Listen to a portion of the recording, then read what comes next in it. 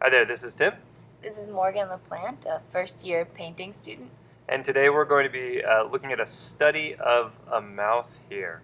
We're back to the model from the first feature study, Dakota here, and I'm starting it similar to how I started the last feature study, the study of the ear. I've skipped any actual drawing with a pencil like we did with the eye. Remember, that was a little more complex, had to get a little more delicate shapes initially, and all those proximities within the eye we wanted to be a little more accurate. So we started kind of how we started a drawing study of an eye. But this one we're going right in with some underpainting color, this nice sienna color here right on top of our really mid-value gray toning of the canvas. It's very similar to how we did the nose. The difference here is I'm going to do probably even less drawing and less, actually less value assignments for my underpainting here. A mouth really can largely be described off of just the simple notan pattern, and that's where the strength of a mouth comes through. You get all that the anatomy of the mouth, the fullness of the lips, all the turning of the mouth, the tilting of the head. That all comes through again with the three markers that we looked at last year in the anatomy lecture course. The corners of the mouth and the beak.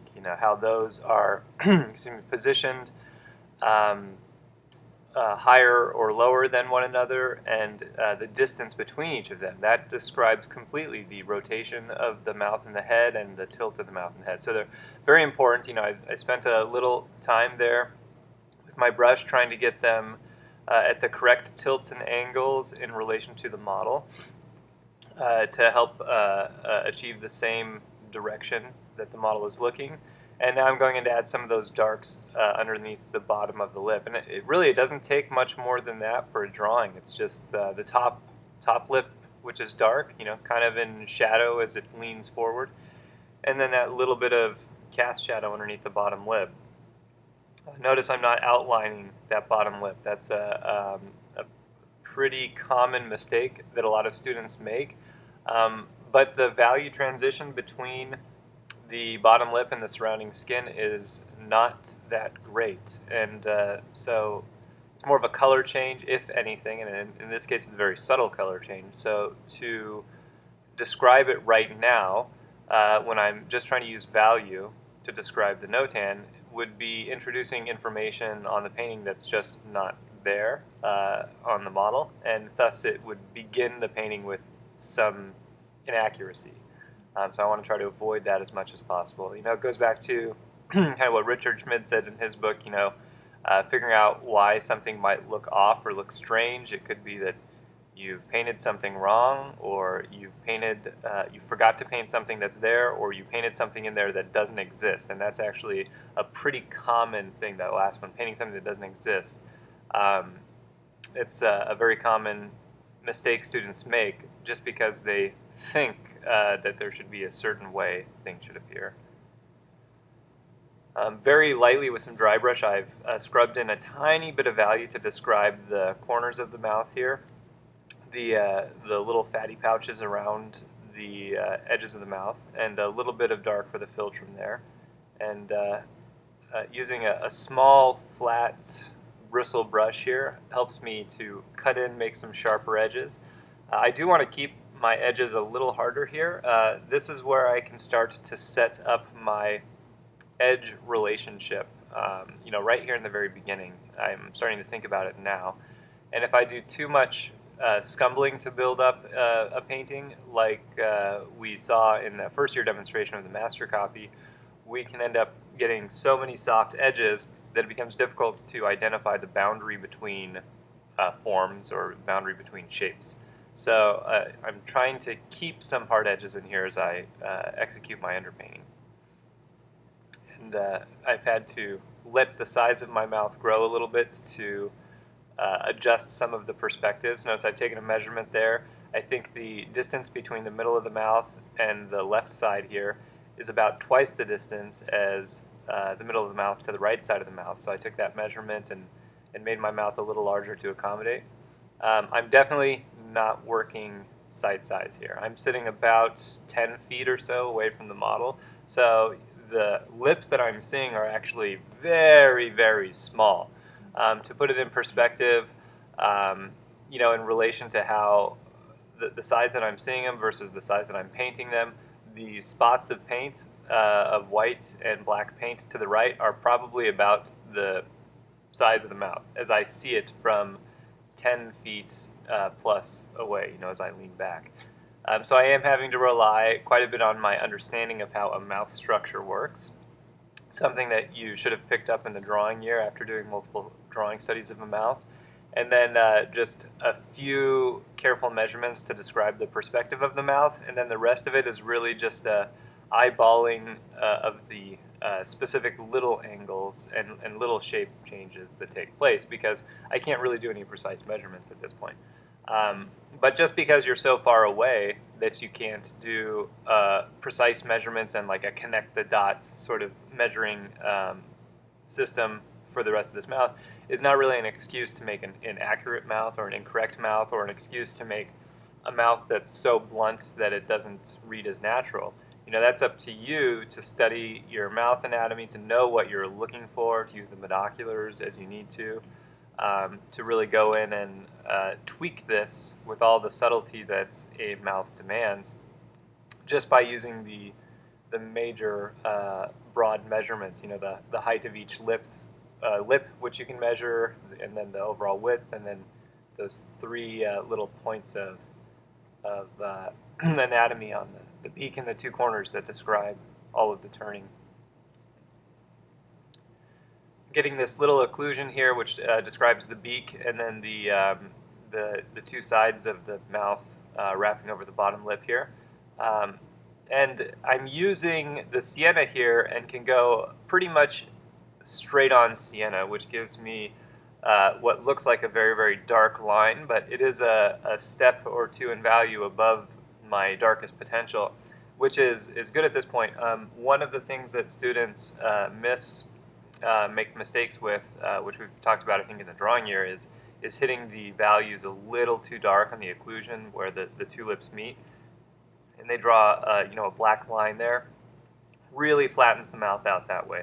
There is some color here. From my distance, I can't even really see very well, if at all, what that color is. It's something I have to get a little closer to her later on to see, but I can identify it as a very dark value there. And so laying in the sienna at full strength gives me about the darkest I would want to go there, and also a nice warm color to describe that occlusion without blowing it out and flattening it out by making it too black. Okay, that's interesting. That's as much underpainting as I'm going to do here, so I'm kind of letting it sit here. I've cleaned my palette, getting ready for the initial laydown of color, which will be pretty similar to how this was the previous features were painted here. Keep in mind we're actually in a north light situation here. The camera at this point looks like it's adjusted a little up in value. Our light colors in the top left of the palette are pretty blown out, and I know from experience that there's no way a north light window could light up a canvas like this, but at least it'll make it a little easier to see what I'm mixing and as I'm laying down the paint, and I think the camera gets adjusted a little closer to what the value should be towards a little later on in this video here. I was all ready to go in with some color, and I noticed that there was a little bit more information I could describe in this mouth here to get some drawing done, so I went back in with the brush. This goes back actually to kind of one of my mottos that I always had when I was at the palette and chisel painting, which was, it's never too late to fix the drawing. And I always used to ask my students that when I first started teaching that. I was like, when is it too late to fix the drawing, and you need to focus on the painting? And I would tell them, oh, it's a trick question. It's never too late to fix the drawing. And so that's what I was doing here. There was just a little modification that I thought I could do to make this a little more accurate. And I would rather start myself off on that right foot by having a stronger drawing, if possible, before laying into color. Not to say that I won't be adjusting the drawing as I go later on, but I'm trying to make it as close as I can right now. And I have had students who try to say, oh, well, I see the drawing's a little bit off, but I'll just kind of fix it later. And that's kind of dangerous because as a student, most students do not have the skill to be able to lay down correct color and correct value and simultaneously fix the drawing and keep track of where all the drawing errors were so that as they're thinking about all this other stuff, they can fix the drawing. So it's kind of sort of a self-damning method to do that. You know, if you identify that there's a drawing error, you should just fix it right away. Yeah. Not try to put it off to later and hope you remember it while you're laying the color down, because in probably 95% or more of the situations where that's happened, the student does not remember to fix the drawing error later on, or really they're telling me that because they don't know how to fix the drawing error, and so they're just trying to avoid having to figure it out, and then so later on when they lay the color on, the drawing error still remains because they don't know how to fix it. So it's better to just face that beast head on.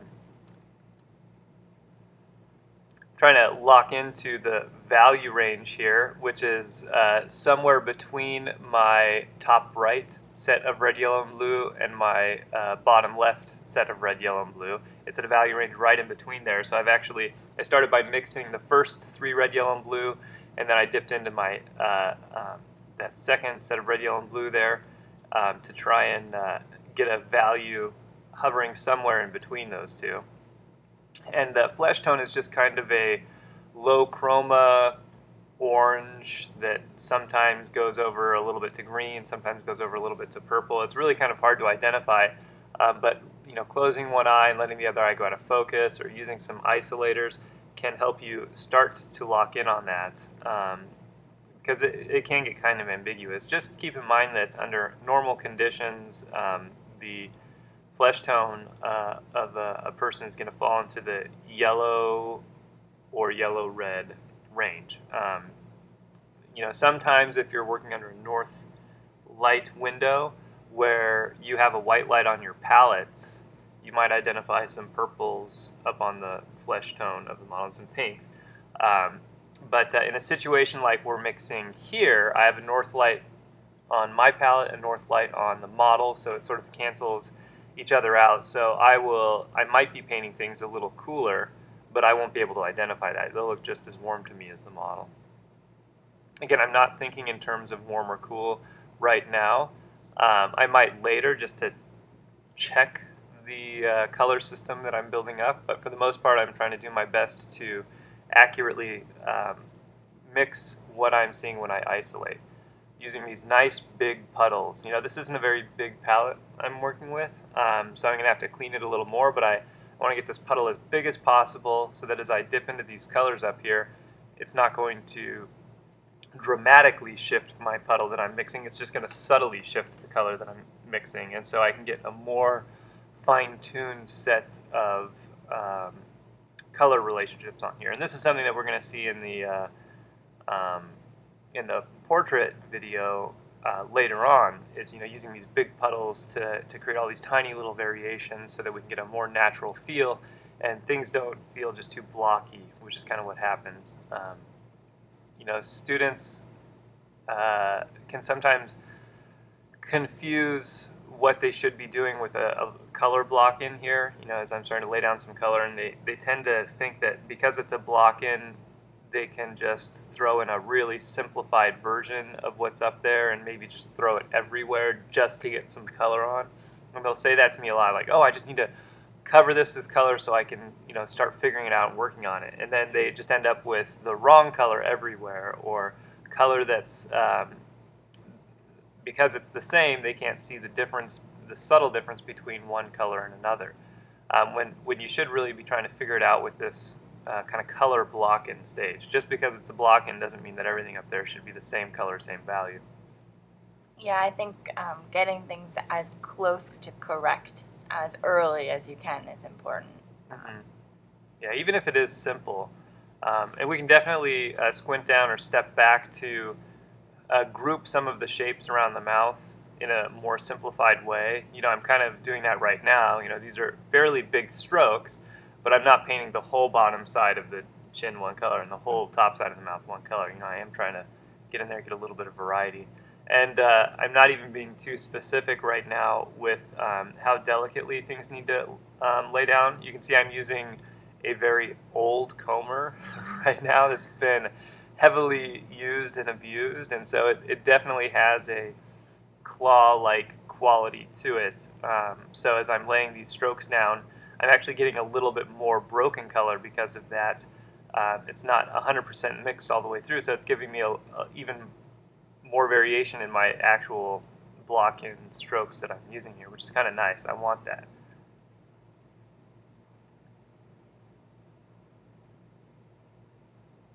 And then everything is just ratios of red, yellow, and blue. I identify the value that I'm going to be painting in, and then I uh, identify the color family, and I just try to lock into that color family by shifting the amount of red, amount of yellow, or amount of blue. So here I've noticed that the stroke I laid down was a little too light, so I had to dip into that slightly darker red next to it. So it lowered the value and pushed it a little more red like I thought it needed to go. And so that should be the appropriate way in which you modify colors and values in a system like this. So there's no like just randomly selecting a dark color that's dark just to darken your color. You always select a red, yellow, and blue of the family nearest to what you were working on. So you want to go a little bit darker, you select the next darkest red, yellow, and blue. And in selecting it, you really force yourself to ask yourself, well, does my color need to go a little bit more red, a little bit more yellow, a little bit more blue? So that'll help you fine-tune the color a little bit more. Or you ask yourself, is the color correct and it just needs to go darker? In that case, you would have to select an equal amount of the red, the yellow, and the blue from the next one. So that's more work. But most people I found tend to say, oh, well, it's the right color, it just needs to go darker, so I'm just going to throw some ivory black in there or something like that. And that totally changes the color. There's no quick solution to raising or lowering a value. There always has to be some sort of color modification that comes into it as well. Yeah, you're spending a decent amount of time just mixing the colors before even laying them down. So that's important to take the time for that, I think. Yeah, absolutely. And I consider how fast I'm doing this here to be relatively quick, actually. And when I was starting out first couple years of painting, I would be spending upwards of a minute or so just mixing each color, especially in the beginning when I was trying to key the colors of the painting. So it wasn't very fast. And this is much, much faster, and I'm still spending, I think, a lot more time mixing color and thinking about color here than I've seen most students do. A lot more time spent on the palette in ratio to the time I'm spending making marks on the canvas.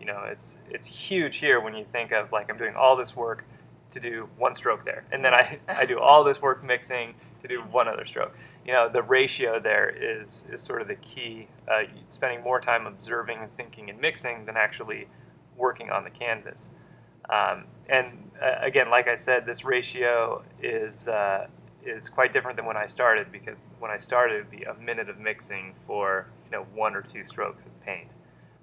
But I've always found, even now, that gets my colors keyed and correct so much better than going fast and trying to rein it all in or correct it later.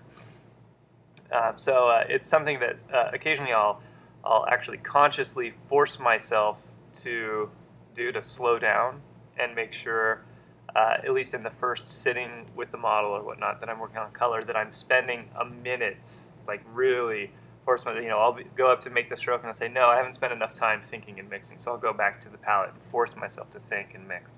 Wow, that's a really good reminder.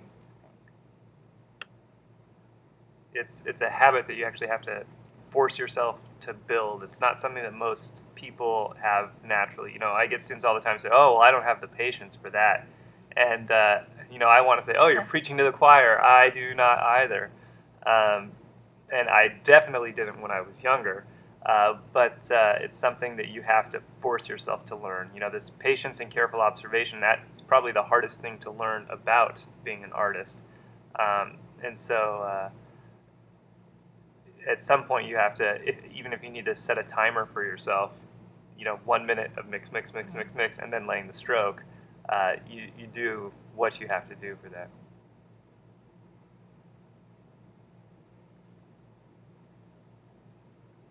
Starting to lay in some color for the top lip here. It's probably a little bit warm.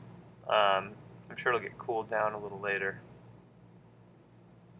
Actually, looks like I'm cooling it down right now. I'm trying to get more of a purple in here.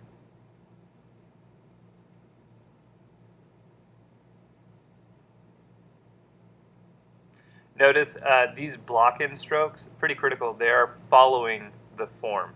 They're following the anatomy. Okay. Every single one I'm doing here, from the areas surrounding the mouth, like the chin and the sides of the mouth and the philtrum, all the way down to these strokes I'm starting to lay down for the lips here. It's following the direction that those lips are taking, and the direction that all this anatomy is going. And by having a little bit of that claw look to it, to the brush stroke, where it's a little more open and sort of streaky, it acts the same way that our anatomy studies did last year in drawing, where it starts to look like the skin and look like the pores being pulled over an area. And so it reinforces the structure of the anatomy, even without, even before I've really identified significant value changes or significant detail. It starts to look like everything's going in the direction that the anatomy is going. So it gives a really nice, not only gestural feel, but sculptural feel to it as well. So each of these strokes ends up being pretty thoughtfully laid down. It's difficult sometimes to see with a photo like the reference photo we have in here, because of how a camera just sort of smushes things together and blends things out. Like, you can't see much detail on the bottom lip. You certainly can't see much detail on the top lip. Photos, because of this, don't really reflect structure very well. Photos are very impressionistic optical devices, as opposed to a classical or academic way of thinking about things. It just takes an immediate impression of what's there. And as a result, you can sometimes lack a lot of the anatomy that you would see when working from a model who is moving just subtle. Even the best models are moving fractions of millimeters, and your brain is going to be able to pick that up and put everything into context to understand how things are so voluminous. So that's why life looks so much more three-dimensional than a camera does. And when you're working from a reference photo, you're going to miss some of that, and so you have to really back it up with anatomical knowledge if you're wanting to paint something that's really sculptural and structural like this from a photo. And that's why it's so important, especially early on, to be working from a model as much as possible, especially if you're wanting to paint like this. If you're wanting to paint more impressionistically, then an optical device like a camera would work just fine. It's going to give you everything you need to know to select from or leave out to create a looser painting, because your goal is not necessarily to describe anatomy so much as just to describe light falling on form, and a camera does that quite well. It may miss the color though. Oh yeah. Does the camera having one lens, whereas we have usually two eyes, does that change the ability to see volume? It does, because of how it dovetails into that idea that we can detect subtle movements more easily because we have two lenses, whereas a camera only has one, so the shifting doesn't give us a depth of field as much as a two-lens system would. So it sort of dovetails back into that idea that we're going to see and pick up on those subtle movements, which describe volume quite well. And we can also change our focal depth and length and where we're focusing, almost immediately. And so we can see everything, second to second in sort of high definition, which a camera doesn't always do. You have to actually do some specific settings for a camera to capture all that. So I'm going to lay in some of the colors in the bottom lip.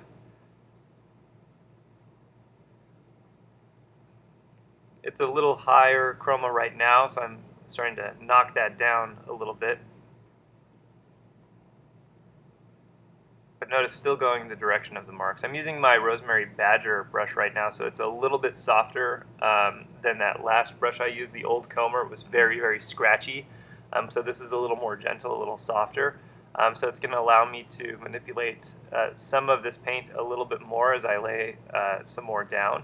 I like these Masters brushes, specifically when I'm intending to build up a little more volume of paint, where I don't want the whole thing to be kind of wishy-washy or kind of scratchy, watered down, impressionistic.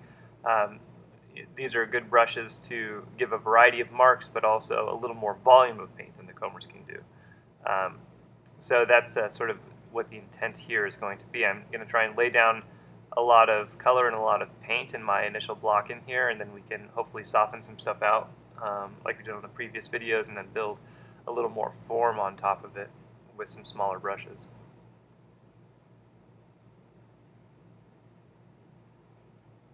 Notice I'm really thinking also about kind of my soft on, soft off marks, so that these strokes don't feel like independent, jagged marks just going up to each other with ridges all the way around them. You know, I don't want that chippy feel. I want it to feel a little more natural. So I really have to get quite a bit softer as I pull off of that stroke, so that it sort of smushes or gently blends or flicks into the surrounding color a little bit more.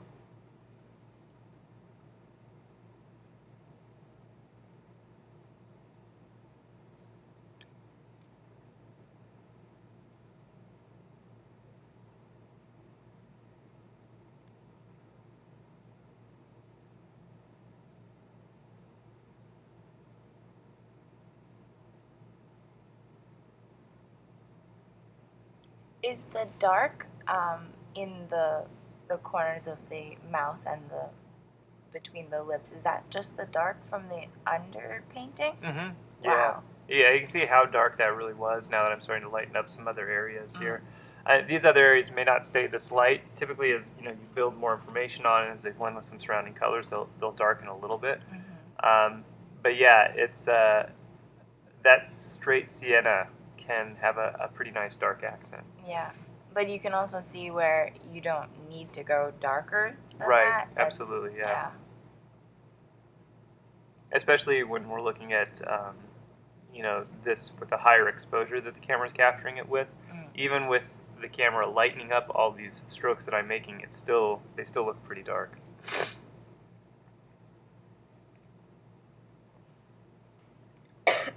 Dakota has some nice full lips here, which is one of the reasons why I asked her to model for the mouth demonstration, because you can really start to see the pouches a little bit more. You can really start to see each of the different sections of the mouth a little bit more.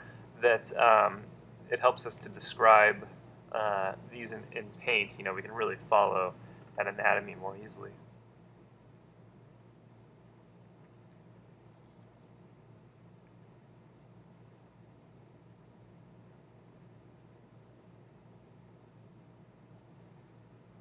I'm not shy at all about painting into or through other shapes or boundaries. I've seen a lot of students lay that initial occlusion shadow in and then only ever paint up to it and then never paint into it. And as a result, that line between the lips ends up being really, really hard. And it feels a lot less natural that way if there's not some soft edges in there. It's a dark line, but really the only harder edges are happening towards the outside of the lips, where towards the corners, where the bottom lip really wraps up and around. But towards the middle of the mouth, there's more volume to that lower lip, and so we're seeing more of a value change, and so the values become closer together as it reaches the occlusion and softens out a little bit. And a hard lip, hard lines in the lip can tend to really make it look too graphic. So we've got our block in here, and I'm going to clean off my palette so I can hopefully go in for some more specific strokes in here. I'm using that parallel palette that David Casson sells, which is nice. It comes with that glass insert, which you can just scrape with a razor blade Sometimes I'll clean it off also with some turp or some alcohol. Alcohol dries really quickly and really takes all that paint off so that you can get in there and start painting again right away without any turp getting in your painting.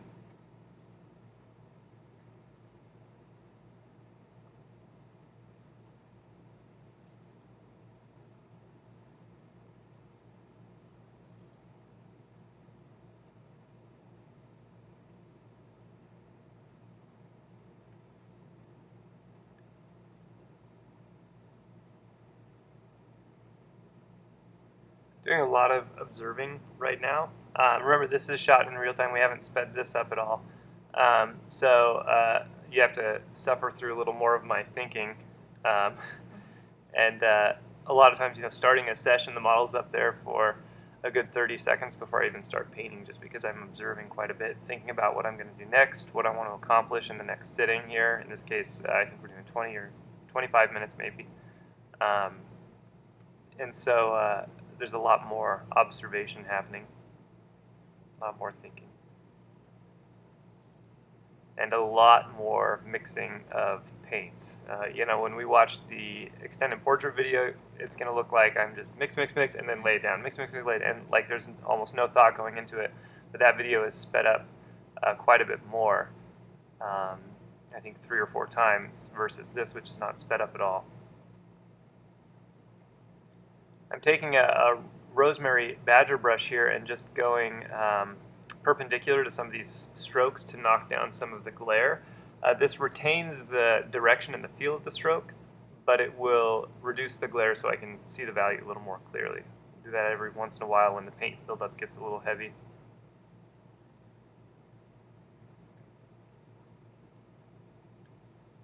And I'm using here another Master's Choice brush, the Badger Blend, but it's a rounded one, so it comes to a little bit more of a point. It's an older one, so sometimes the hairs you can see do splay out a little bit, but I'll, if I need to, I can, and you'll see me do this sometimes, I'll roll and twist the brush, and then that'll get it to a nice point if I need it to get to a really nice point, and then I can get more specific detail in there with that.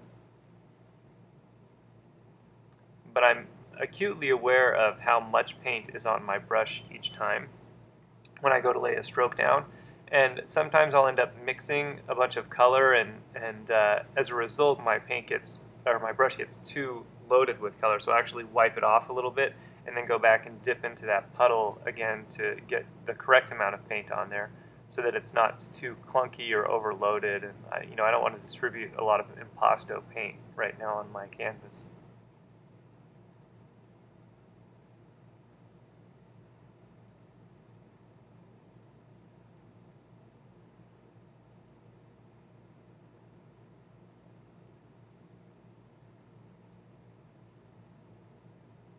A lot of just little variations of red here in the mouth, and so I'm using just a lot of reds to mix this. My puddle, if you just relax your eyes and look at the puddle, it's just this huge range of kind of a subtle orange over to reddish to a little bit of a light purplish, and it's easier to, again, mix that with this larger puddle. I can see that variation a little more clearly. I can see how one subtle shift in color is going to look before I lay it down.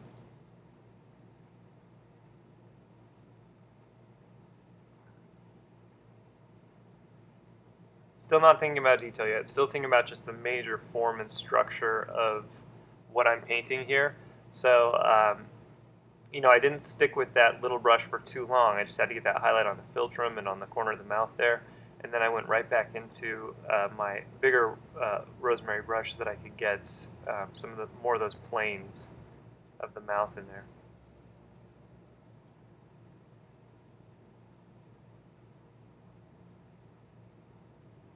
This puddle here is actually mixed with my mid-value red, yellow, and blue, which is on the bottom left of my parallel palette. So you can actually see how dark that comes out to be. The colors next to it are mixed with my next lightest value, red, yellow, and blue.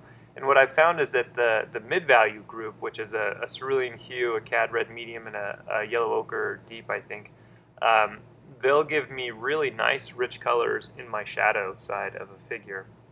And then that next group up, which is the cad yellow light, a cad red light, and then a king's blue, that gives me most of my value range in the light group. And so it means I don't even really have to use much white until I maybe get to the highlight areas.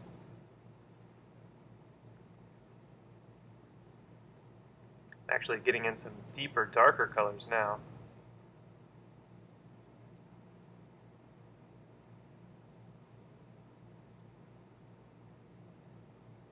Deeper, warmer accent colors under the lip. The darker yellows, we tend to glance up at a model and see, oh, it's sort of a dark brown, and that's kind of an ambiguous color, especially if you're trying to mix it from red, yellow, and blue. So it forces us to identify: is that deep brown mean that it's a low chroma red, or a low chroma yellow, or a low chroma green, or even a low chroma orange, and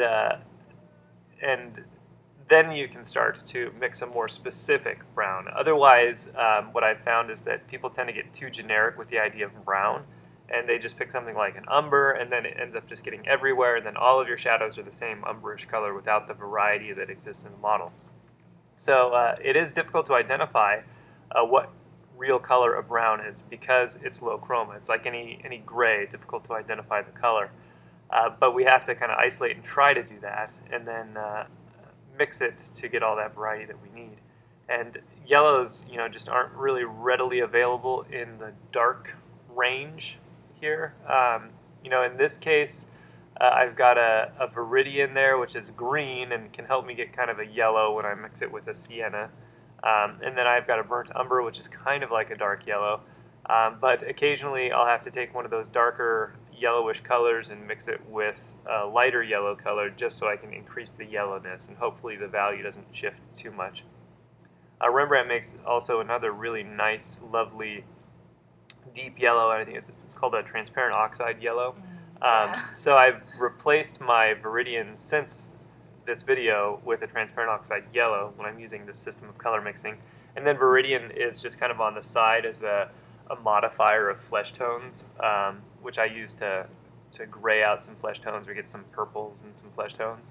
And even now, I don't use viridian much at all anymore because I found a better color from Rublev that's just its surface color quality is like viridian, but it's so neutral that it doesn't have the power, so you can mix it more freely like your other colors. And that's a color that we talk about in some of the other videos. The still life video has the Rublev color there. But for this video, you're using a green as kind of your darker yellow? Yeah, because it was before I actually had a yellow to fit in that slot. And so we've got the viridian acting as our kind of yellow color because it's really a blue with a yellow. Yeah. So if you think of it that way, then you can say, oh, well, yeah, the other colors are balanced enough where we can use that as a yellow and it can kind of work. Okay, that's interesting.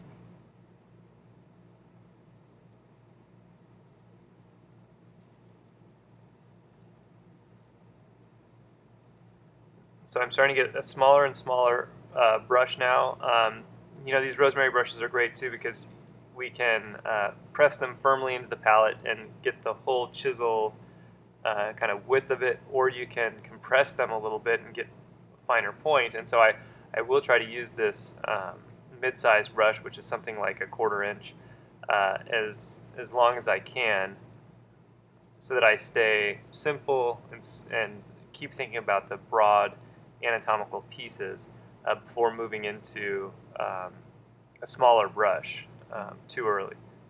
If I move to a smaller brush too early, I'll find that my strokes really do tend to get too chippy everywhere, like it's just a mosaic being laid on. Whereas this slightly larger brush, which has sort of a variety of sizes and shapes that it can make, will allow me to get some small shapes and mold them into larger shapes and really maintain that variety that looks a little more natural on here.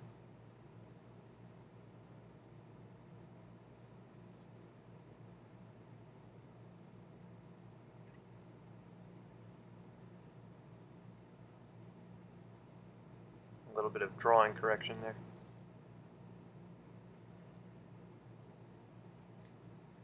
Yeah, these lips don't really have a super high chroma. That's something that's really important to keep in mind. If you end up getting too intense with the color of your lips, it looks like people have lipstick on. So you have to be really careful because lips really are in their natural state. They tend to be close to the chroma of the surrounding flesh tone, maybe a little more chromatic, but not super chromatic. And often I see people dipping into that alizarin because they glance up at lips. They're like, oh yeah, lips are kind of pink, so let me get them to my alizarin. And then the lips just get way too chromatic, way too pink, and it no longer fits into the gamut of the rest of the face that they're painting. So really get close here and try to identify the variety of subtle colors that are in here. Really, really a lot of nice neutrals.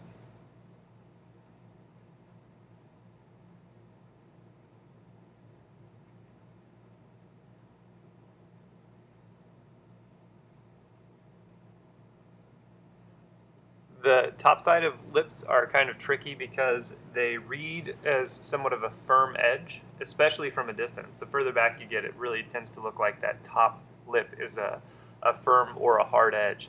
But if you paint it that way, it really looks like lips are cut out and pasted. And so there's a couple ways to handle that. You can wait for the paint to set up and you can just drag your brush across it to soften out the harshness of it.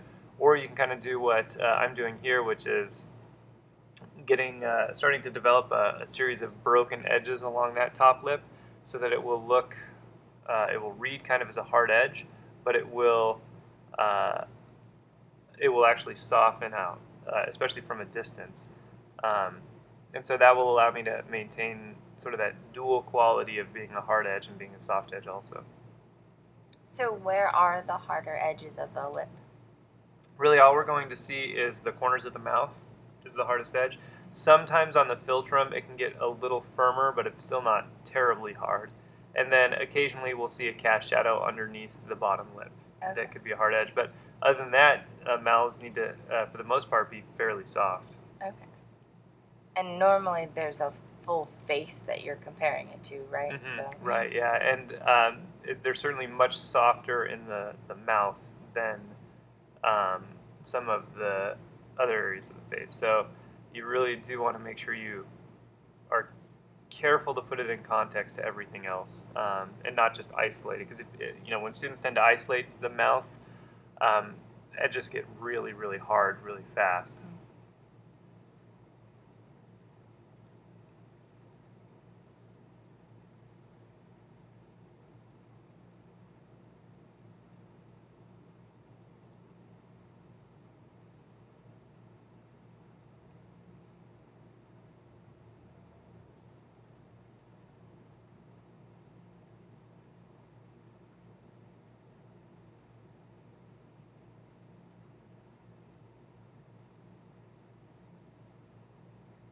In painting this way, it's kind of difficult to draw the distinction between when is the block in and when is the quote-unquote real painting going to happen, because I'm still kind of thinking about this the same exact way that I was thinking about the block in. Each of my strokes are following the directions of the anatomy. I'm still trying to use a broader brush to capture just the overall color quality without getting anything that's too detailed in here. Even the brush work is very, very similar as well. It's just that the marks are starting to get a little smaller and a little smaller and a little smaller, but the mentality and the process is still the same. It's figure out an area you want to paint, what is the value of the area and the color and the chroma, and then what is the anatomy doing? What is the direction of the anatomy taking? And that tells me which direction to make the brush stroke and how long to make the brush stroke. But that does require that you're carefully observant to the anatomy each time as well. And it's, you'll notice there's a lot more bouncing around here than we might see in some other videos, like later on in the Alla Prima video, which is just working from one section to the next, because this is more anatomical. And when you think anatomically, it's really about how does one form lead into another form and wrap around another form, and how they all dovetail and tuck into each other. And so it's almost like this walking the form idea, where I'm going from one little corner to another little corner, up to a peak, up down to a valley, and just modifying my colors as I go to make sure that all the color is keyed together as well as the strokes.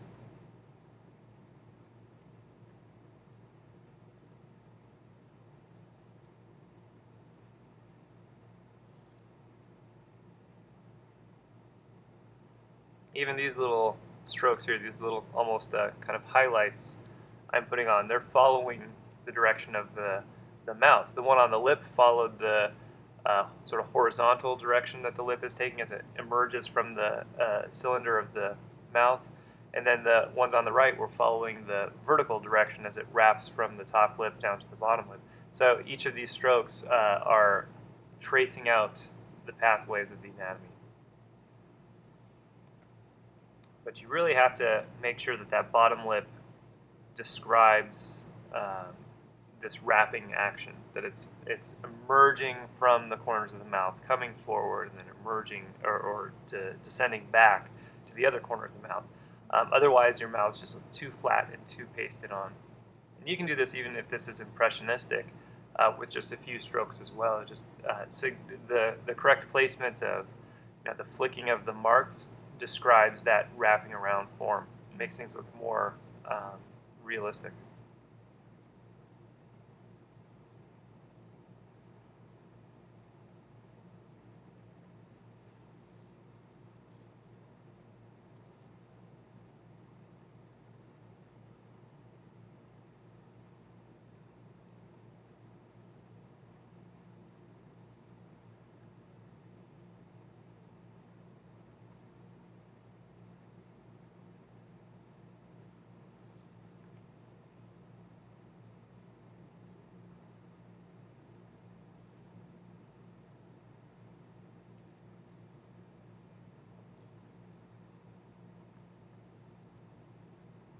My palette is getting pretty covered right now, so it's not going to be able to last much longer. You can see that I'm seeking out little areas so that I can start new value puddles.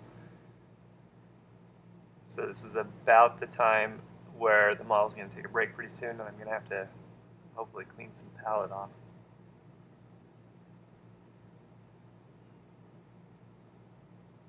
Yeah, sometimes I just love cleaning off the palette. It's like, just, okay, I'm gonna have a new thought now.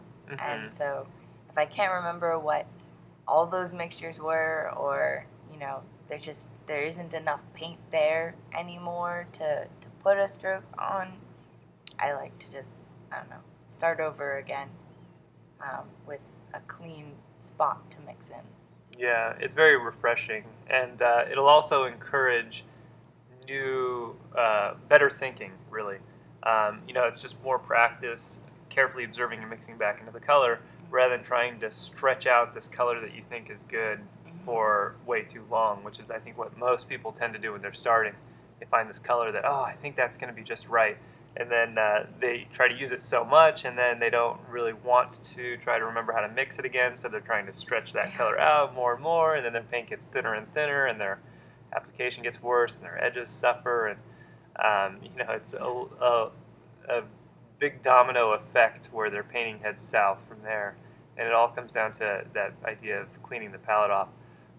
My other option here that I could get away with instead of cleaning the palette off, because this is all so neutral, is I could just take a big brush and mush it all together and get kind of an ambiguous puddle of sort of this dark tannish color, and then modify it from there, and it can still work that way, as long as I haven't put too much medium in my paint. In this case, I don't think I'm using any medium at all, so I don't think there'd be an issue. But if I had been using a medium in here, especially a faster drying medium, then I definitely wouldn't want to use paint that's been on the palette for more than 30 or 40 minutes, because it's going to have such a tacky set consistency that I would have to thin it out a lot to put it on, and then I run into some paint issues again. There we go. Cleaned a little bit off, started to mix into some color.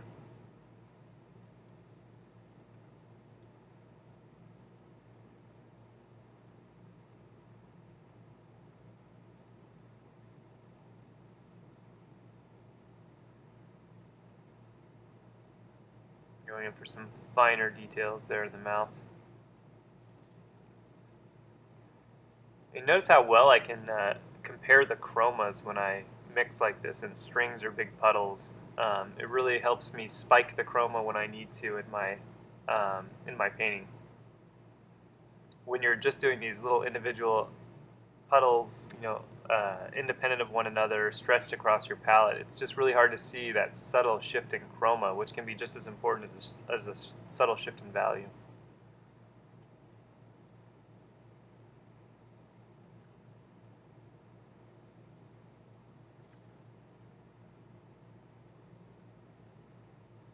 If you end up using a ton of paint like I'm using here, this is a pretty decent solid amount of paint on here, you'll notice that I don't even have to use as many brushes or clean my brushes off quite as much because there's just so much paint that whatever little bit might be left on my brush, it's not going to significantly influence my puddle here, my color mixture, especially since I am, for the most part, not using any white in this.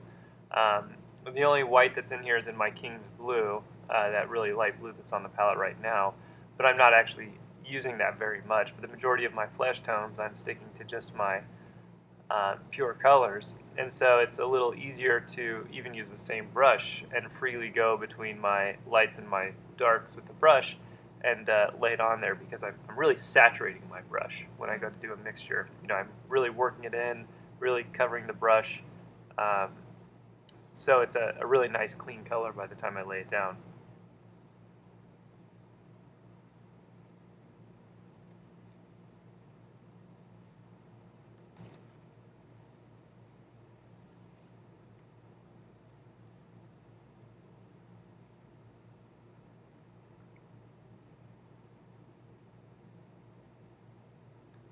Yeah, I still don't feel like I've blocked in enough color and enough strokes to describe the anatomy and colors of what's up there really well yet.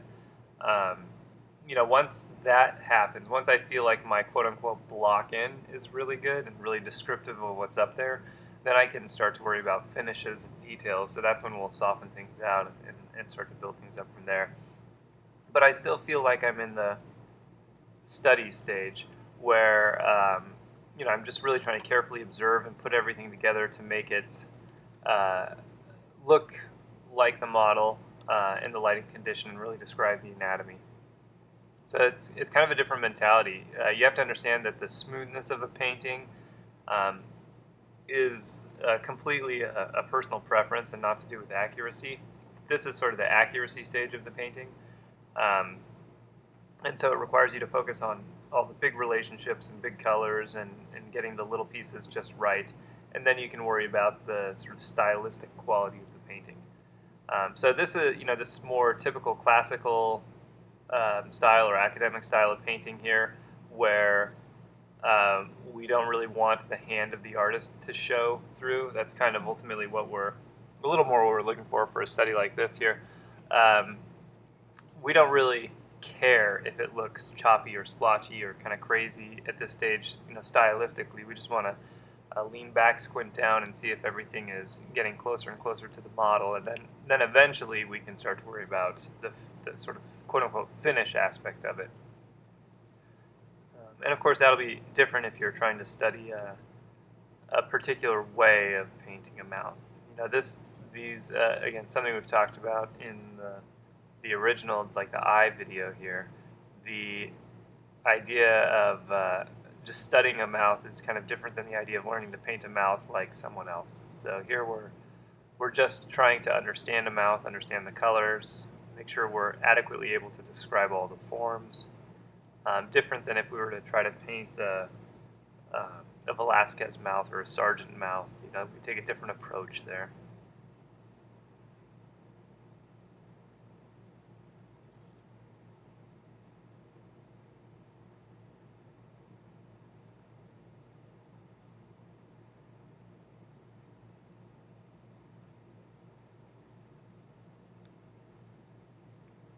My brush now is pretty small. It's one of my smaller Rosemary Badger brushes, and it's the point. It's what I used earlier for the corners of the mouth. Now I'm going back in and really trying to fine-tune some of the smaller shapes and angles of the face, or of the mouth here. Um, and this is a stage that a lot of students tend to neglect just because it is a smaller, more precise, careful observation kind of stage.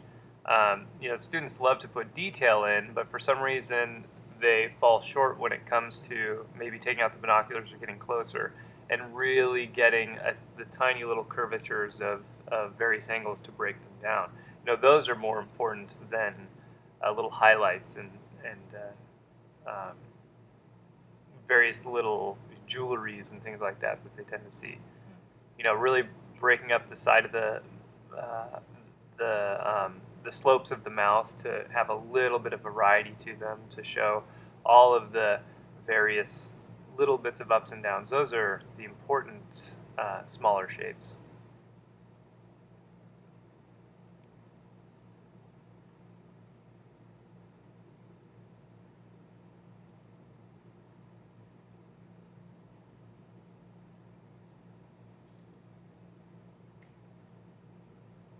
Every once in a while here, when I notice that the bigger structural change needs to happen, at least to the surrounding area of the mouth, you'll see me go back to that larger brush, really lay down some paint, and then back to the smaller brush for the smaller details. Really trying to think about how big is the area that needs to be changed, how big is the shape that needs to be changed, and then selecting a brush that's appropriate for it.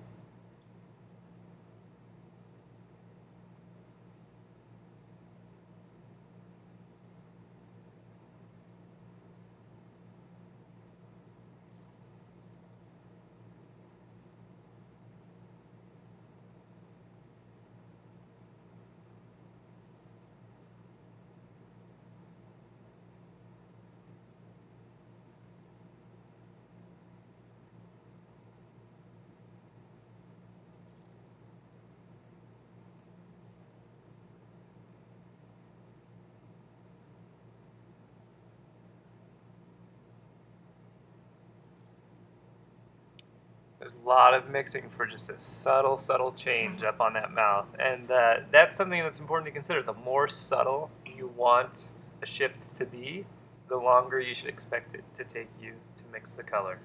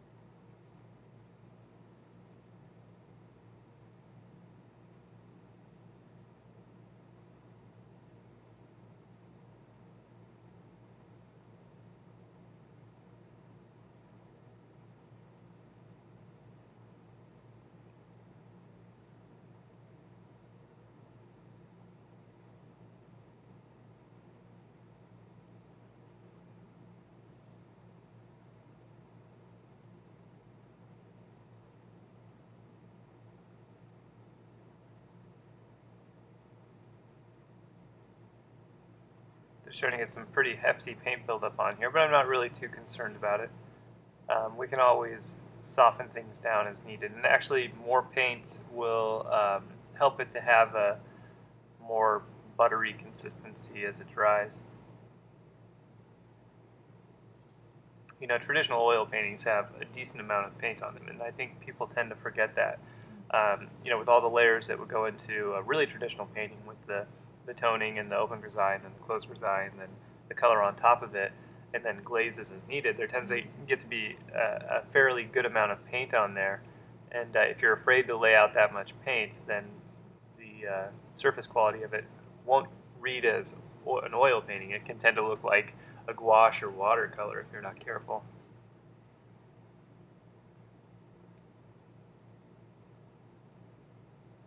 but it will require you to make sure you've done those brushstroke charts, have an understanding of laying wet paint onto wet paint.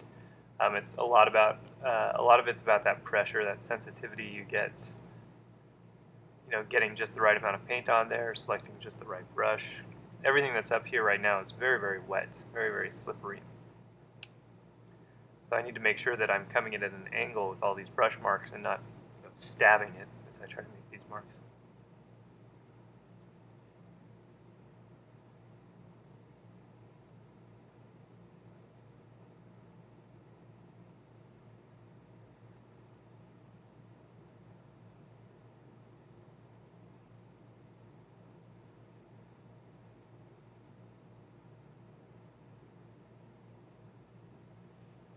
Going over some of those original burnt sienna marks now with some alizarin.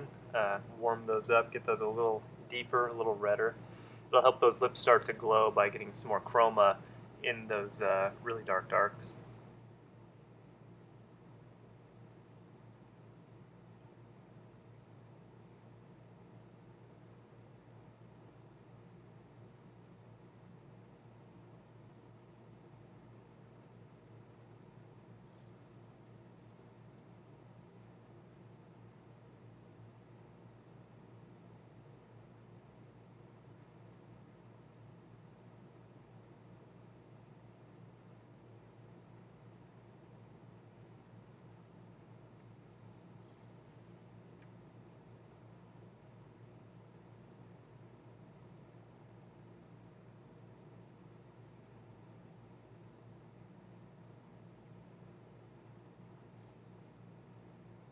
If you want to become a really good painter, I think it's important to learn to love to study.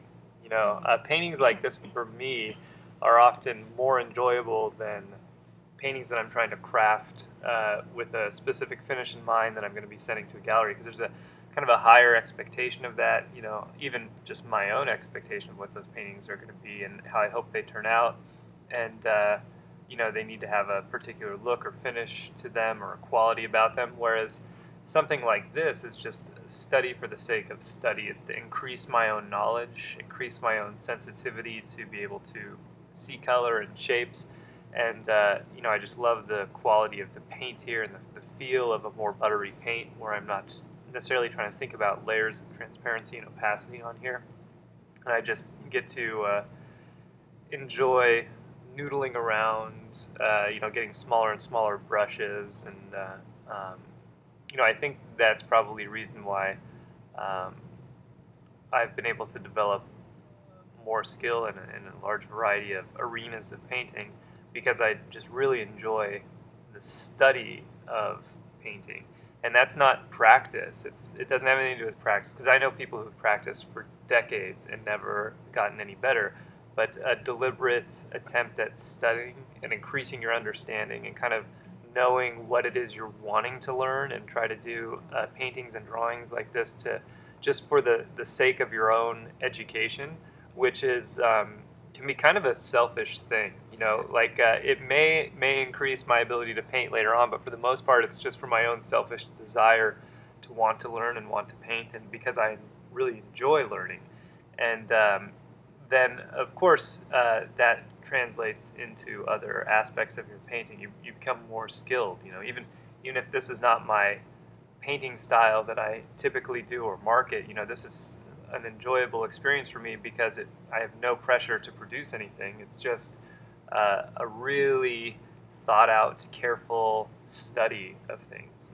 And sometimes I will do an extensive study of something, even like this, and then use that to execute a more direct alla prima painting, and that might be the one that goes to the gallery.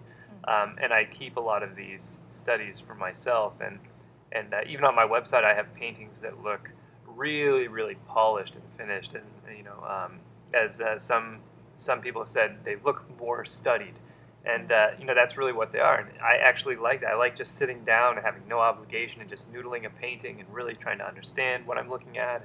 And there's a really satisfying quality to me about that. And if you have that inquisitive sort of personality where you just love to learn for the sake of learning, and you do lots of these studies, really, and not brushing it off and saying, oh, it's okay if it doesn't turn out well, it's just a study. That's a horrible mentality to have, and that's what a lot of people who I've met in various open studios have had. This is like a deliberate attempt to do as best as you can, better than you've ever done before, see better and paint better and mix color better, and really understand what's going on. If you exhibit that quality, then you're going to advance your skills very, very quickly. You may not have a lot of paintings to show for it, a lot of finished studio paintings, but you'll be a much better painter. You'll be able to articulate to yourself and to others how and why things are done, and you'll be able to make better decisions later on when it is time to paint those studio paintings. I think just for me, even doing so much teaching and being able to study along with the students, show them, oh, well, this is how you do a study, and then I get to do the study and show them how to do a study, and doing all of those studies and all those drawings, countless demonstrations, that makes me a better artist, because when I'm doing a demonstration, it's not just a formulaic way of, okay, just do this step, this step, this step.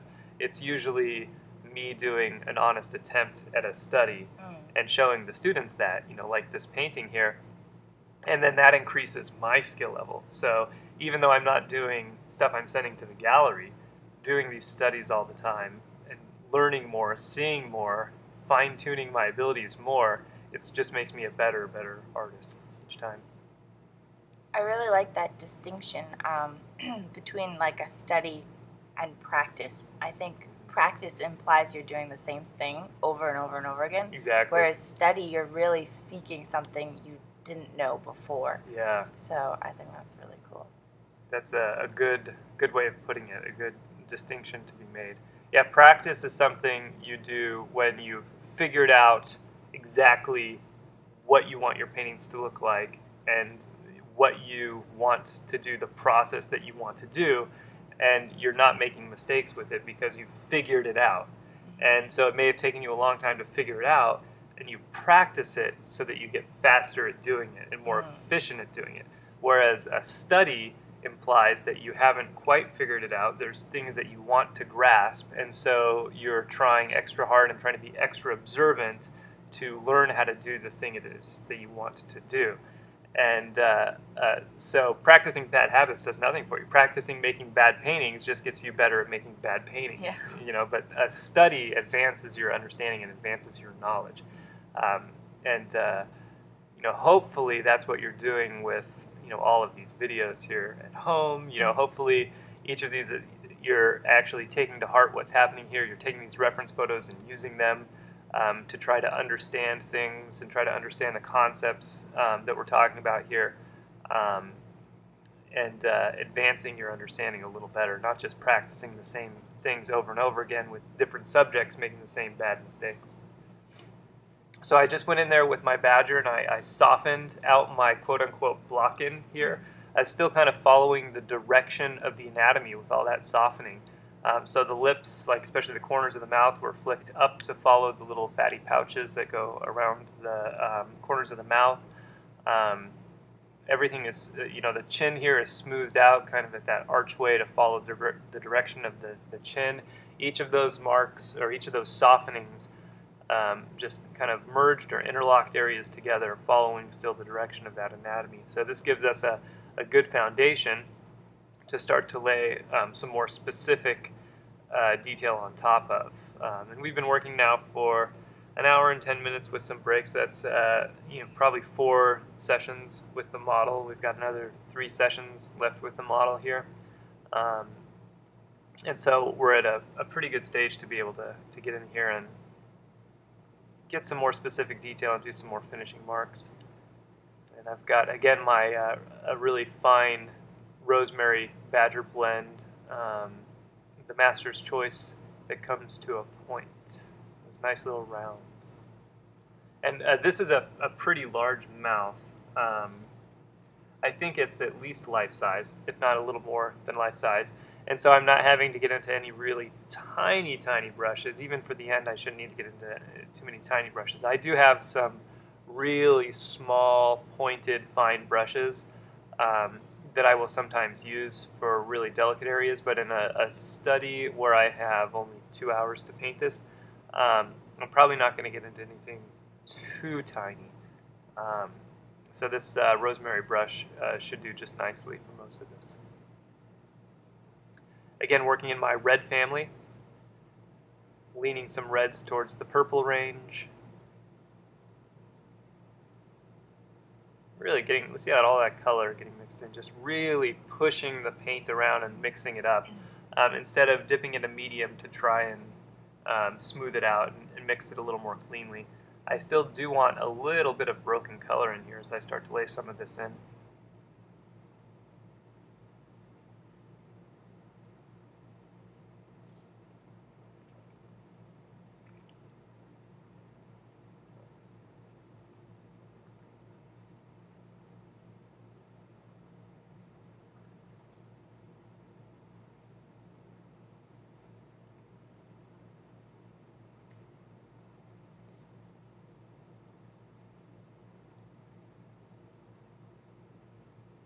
When you do go to paint this study, I do think it's important to add a little bit of contextual information around the lips.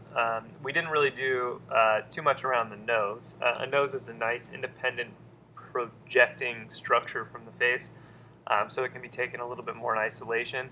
The eye that we did, remember we had to put a little more contextual information in because really the strength of an eye comes down to the socket that it's sitting in. I think the same is true for the mouth. You know, the strength of the lips is directly related to how you get it wrapping around that column of the mouth and describing the column of the whole jaw there. And so I think it requires a little more contextual information, a little more chin, a little bit more of the philtrum and the sides, so that you can really describe a little more specifically the directional qualities of the mouth. The ear you can completely take in isolation. You, if anything, you can probably put some hair for context if you need to, but as you'll see in the next video, there's no contextual information around the ear. It's taken completely in isolation.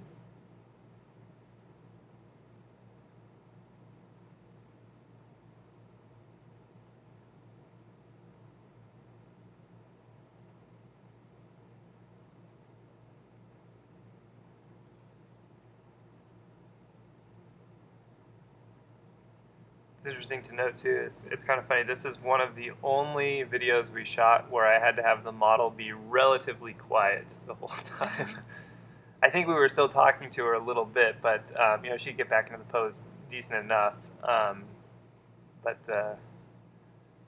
Yeah, luckily mouths don't change too much for most models if they get tired over time. They can get a little more frowny, I guess, a little more pursed as time goes on.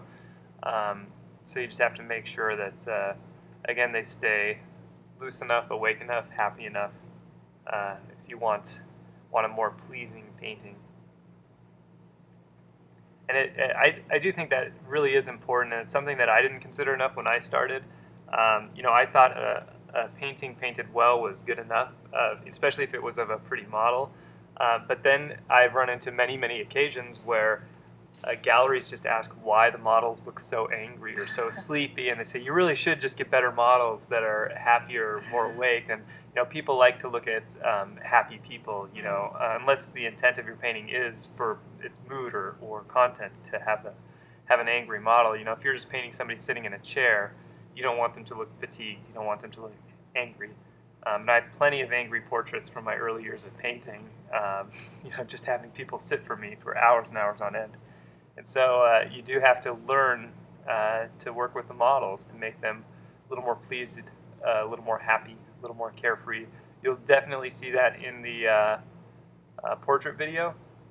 After all these anatomy studies here, we have a student modeling for us, and we let her pretty much talk and move around for the most part as much as she wants. And so it's you can sort of see how hopefully you can work with the model a little bit to keep them awake, keep them happy.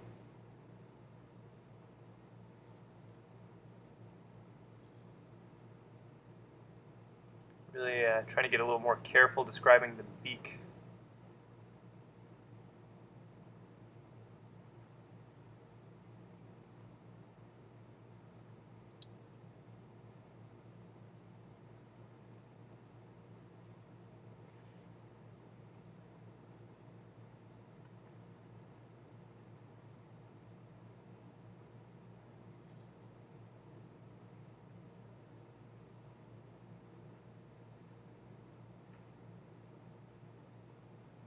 Now, I can completely understand if you get to a stage like this and you don't really see any more variation between your painting and the model.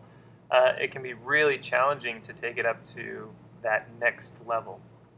And especially if you're sitting at a distance like we are here of 10 or 15 feet. You have to remember that a large portion of this is about training your eye to try and see all these little things. Really trying to force yourself to see them, not just make it up. Unfortunately, I'll go up to some students and I'll say, "Oh, well, do you see how that's a little different than that?" And I don't think they want to admit that they can't see it, so they'll just say, "Oh, yeah, yeah, I'll see that, and I'll do it." I'll come back, and they'll have like completely blown out some color or value or done something really, really crazy, and it's because they couldn't really see it, so they just tried to take what I said and kind of fit it into their painting, and instead of the subtlety we want, it got really out of control. And so it's okay to admit that you don't really see how to advance your painting to the next level. At that point, the best recommendation is to get closer to the model, or to get some binoculars out, or to, even if you can take a photo of the model from up close or something, and blow that photo up so you can see a little more information. And then while observing that photo, also looking at the model, and that's important too. Not just looking at the photo and finishing it from the photo. That doesn't train you at all. You just use the photo to guide your vision, to understand what you're seeing a little more and to see a little deeper. And then, of course, to pull out some master copies and see how they were able to perhaps include a little more information in a mouth area than you were able to do.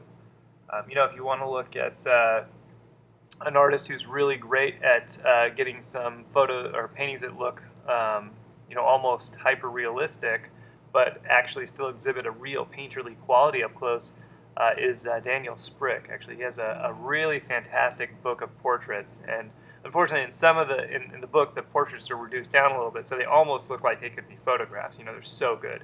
But there's some areas in the book where you can see a little closer on the face, or even some quicker paintings where you can really see the quality of the brushwork there and how it's handled and how the information is laid and pieced on there to make these really wonderful, subtle, detailed mouths. And I actually thought it was pretty interesting when I first saw his work in Santa Fe. I thought he was a much tighter, cleaner. I thought there was no paint visible on his paintings, and it was like completely smooth. And when I went up to a portrait and saw brushwork in there, I was really, really surprised. And it's one of those enlightening moments where you realize that super high quality of realism is not about necessarily the brushwork in the painting, or lack of brushwork. A lot of students think, "Oh, I want it to look really realistic, so I'm going to smooth all this out." It doesn't really have anything to do with that. It's about those choices of color and shape and value all next to each other.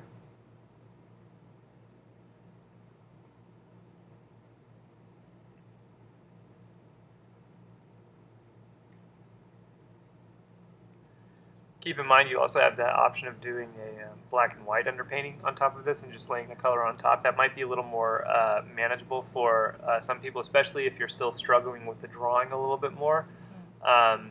Get some acrylic paint, black and white paint, lay down the mouth, get it as realistic as you can with value transitions, and really work your edges, and then just lay some color on top, either with a glaze or with body color, either way. But use that underpainting as a guideline. That would be sort of the historical way of painting a mouth, the real classical way from hundreds of years ago.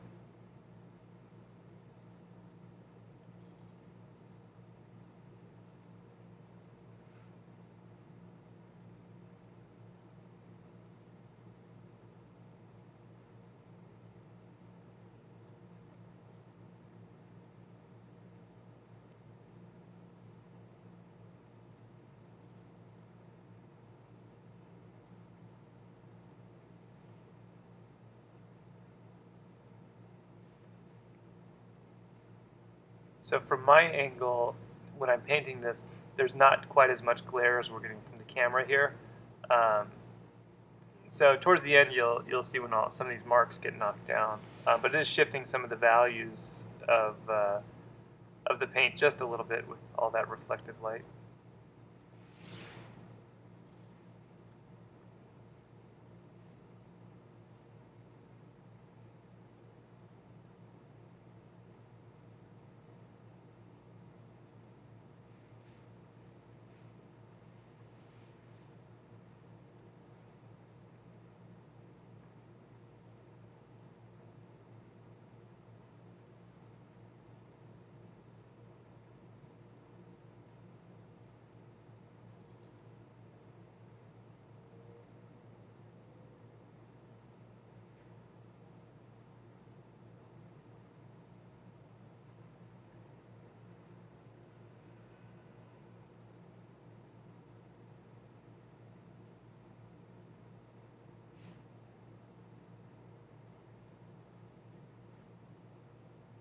So if you haven't had an opportunity to try in the previous two terms this method of mixing color, I recommend it. It could potentially be a little more dangerous than the limited palette. However, it's much faster and cleaner, and I think, to me at least, it's more logical. 5 groups of red, yellow, and blue. Figure out the value, figure out the family, and then mix that red, yellow, and blue until you've adjusted the chroma appropriately. Um, it allows for a lot of subtlety, and you're not struggling as much with the use of white to lighten your limited palette and some of the chalky effects it may have. But it's better suited, I think, for a more honest interpretation of the colors that are up there, whereas a limited palette constricts the colors that are up there and gives you something that's unified but not necessarily 100% true to life. So for studies like this, and for the anatomy studies that we did in the previous term, it's really great to utilize this this system of mixing color here. And you remember we said this before, but it doesn't really matter which red, yellow, or blue you use for each value range. Ideally, you want something that's that are directly equidistant to each other on the color wheel, so that you don't have a red and yellow and blue that leans towards really, really warm or really, really cool, but that they're equally balanced throughout. But really, it's just dependent on the values. Make sure you have a red, yellow, and blue in each of those different values. But you can easily see how having a more expanded range makes it easier to paint reds. For example, I can really shift the reds in their redness or purpleness or brownness or orangeness or whatever I need to, pinkness, and get that full range, just so subtle.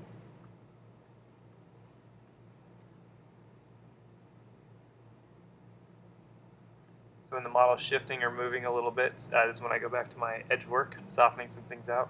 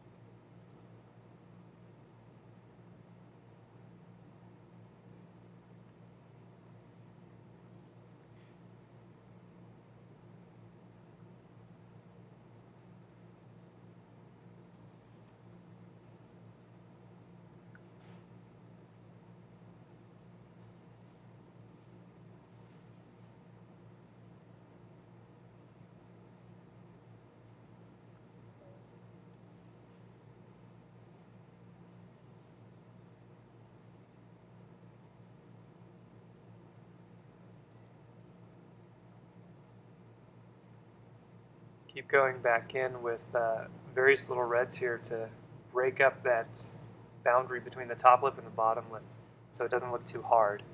And like we talked about before, especially towards the center of the mouth, that's really done with getting the reds closer in value or chroma to each other to facilitate that slightly softer edge. But if I leave the paint unmixed, I can get sort of that hard edge quality to it, so it kind of looks firm or hard, but because of the values in color, it's a softer edge transition.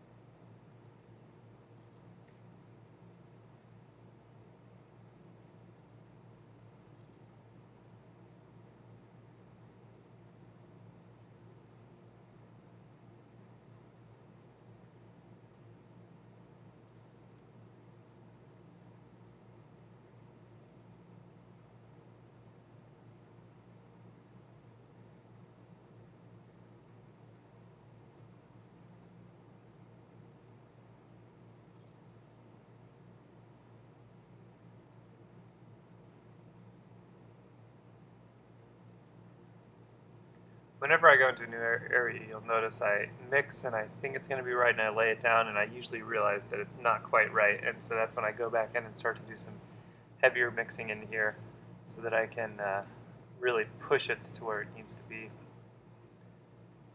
But I do identify the value, and you'll see as I modify my colors on the palette, I'm trying to stay around the colors that are in the value that I need.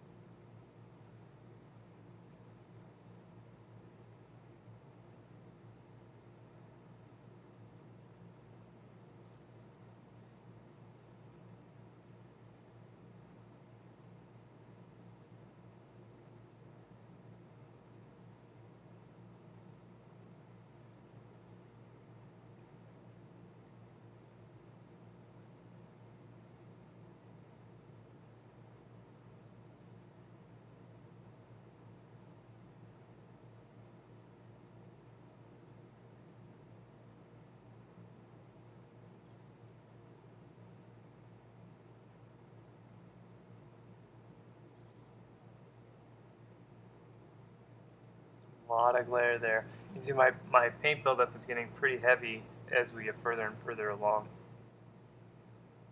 The strokes are almost looking somewhat impasto. But that's okay to me for a study like this because I do want paint buildup to also reflect the anatomy.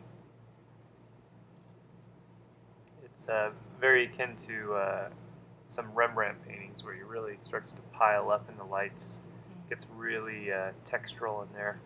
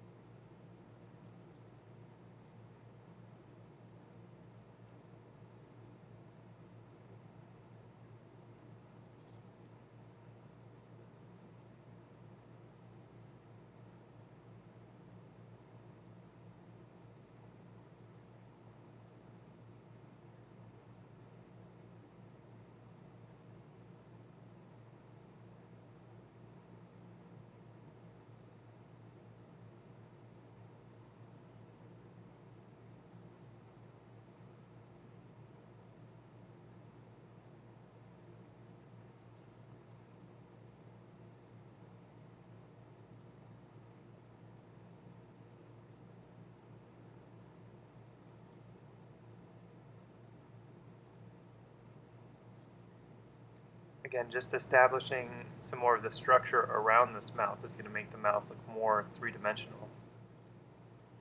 It's important to go back and lay some in without getting too carried away. I know a lot of times once a student has built up as much as they can or think they can with the mouth and they're not really sure how to proceed and get more information, they start to add the jaw in and the nose in, and they start to block in all these other areas instead of doing what they should do, which is just look harder and look longer to study and see a little bit more.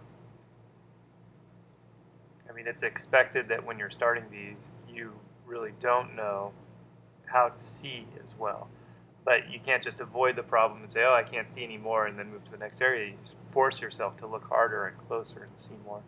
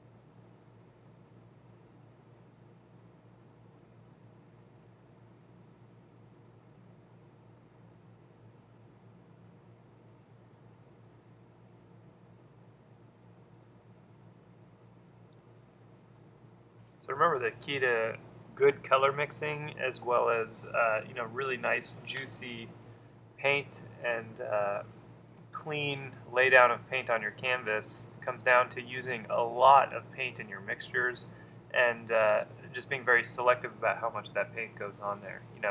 Mix, mix, mix. Use as much paint as you need to mix without regard to how expensive it might be, and then just lay the finished little mixed piece of paint on there, and then go to the next color. There's writings about Sargent, how he would lay out enough paint for what seemed like a dozen pictures on his palette, and he would mix with these giant puddles, which seemed like tons and tons of paint.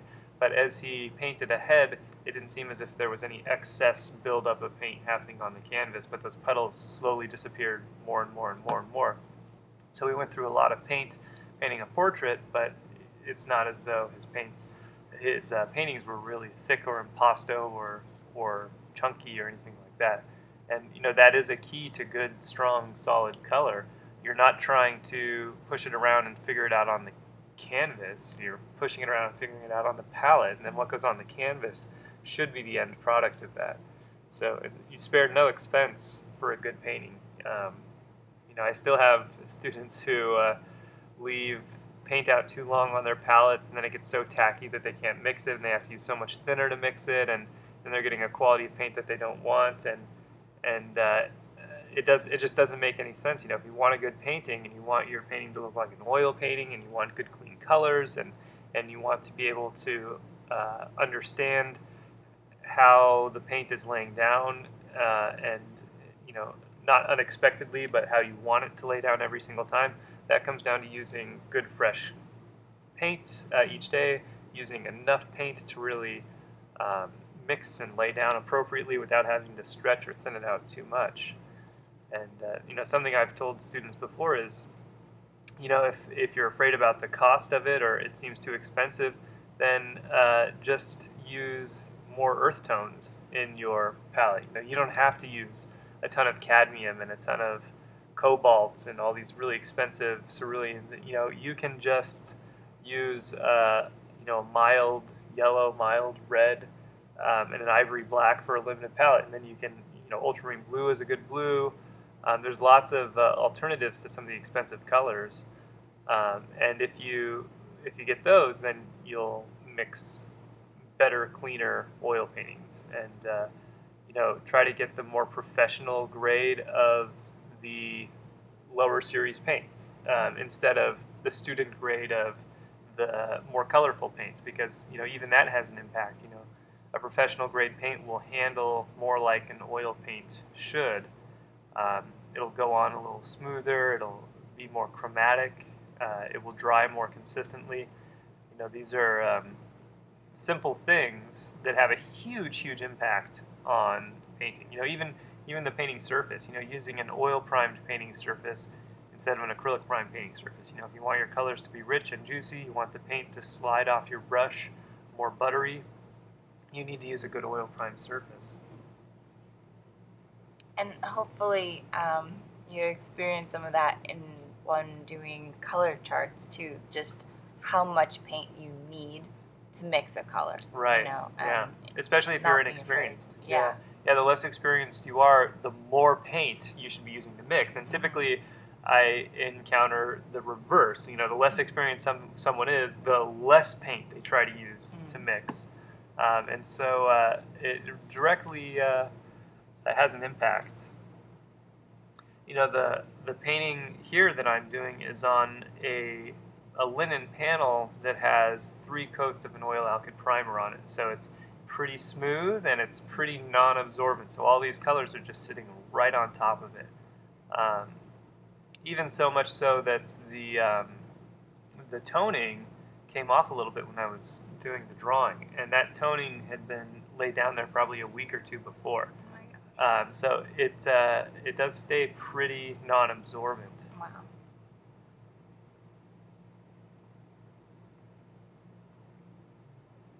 Getting into the really fun parts of the painting, these tiny little accents.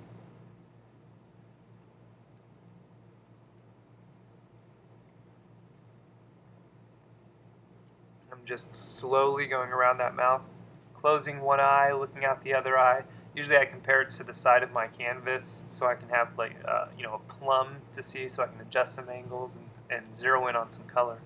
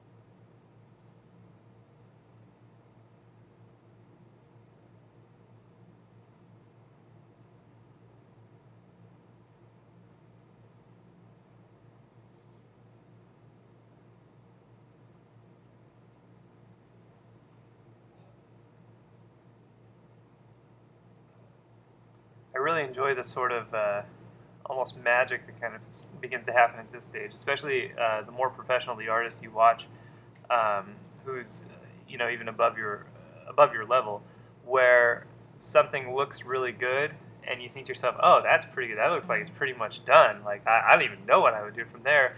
And then each little mark that gets added on top of it gets it even closer. You're like, wow, I didn't know it could be more closer. Wow, I didn't know it could be even better. And then it's sort of this really magical thing where it looked so good before, but each tiny little thing they do starts to make it look more and more like the subject and more full and more interesting. And I think that's one of the most fun things about watching somebody paint. It's those moments really, and that's kind of what keeps the magic alive in painting. Because really, what is magic but our lack of understanding of how something is unfolding before us, and beyond kind of our understanding and comprehension, and that's what we kind of assign this idea of magic. Like, oh, I have no idea how that can be done. It's Yeah. mystical to me, and watching really good painters tends to be like that. You watch someone like Richard Schmid paint, and it just doesn't even seem real. It seems like he has this magic rush where every stroke just does exactly what's supposed to happen, and it's almost unbelievable and surreal to watch a painting unfold. Um, and I think that's where a lot of the interesting aspects of watching a painting happen. And then if you get a couple good artists together painting, there's also some really interesting, humorous dialogue involved.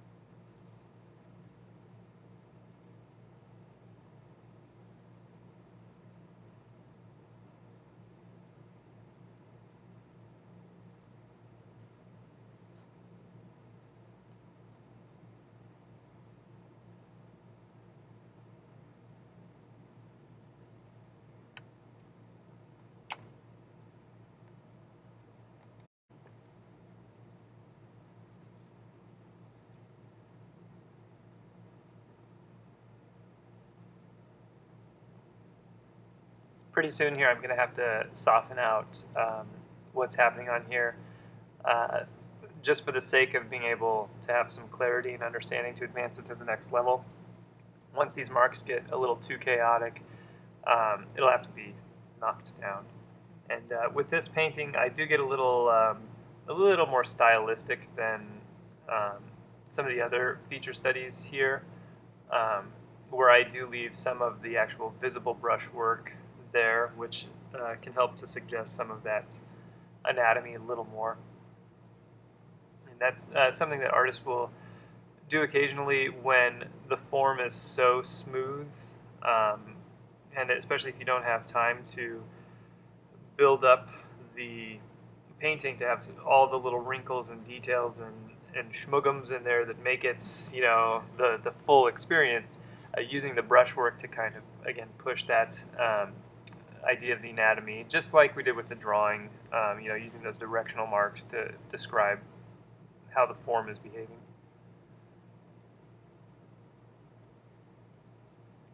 Here's the softening. You see that that Badger brush is super, super clean, super dry. That's what I want to do all my softening with. And every mark or two that I soften, I clean off with my paper towel, and then sometimes you'll see me test it on the side of the canvas there to make sure that there's no paint that I missed when I was wiping it off. Because you don't want to mix two colors that, had been on opposite sides of the mouth. Yeah. Yeah. I don't want to pick up anything in the lip and distribute it on the chin or vice versa.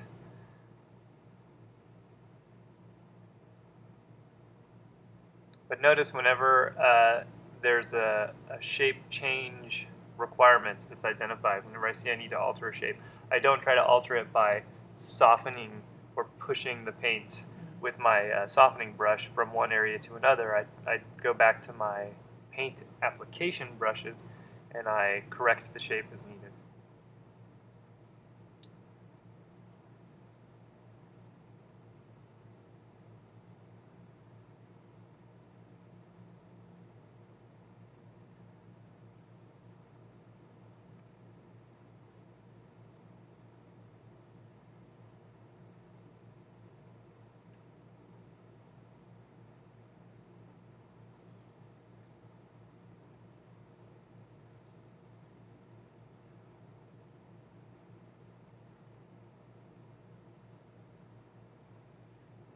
So you've probably noticed too that even throughout the video there's been some subtle shifting of color and lightness and darkness that's happening on the screen here. Like right now it's a little bluer than it was a couple minutes ago, and that is actually what's going to happen quite often when you're working from a natural light studio without artificial lights.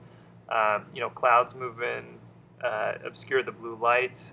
There are some trees outside also that when the sun on the south side hits those trees, it bounces into the north light window and we get some green cast there.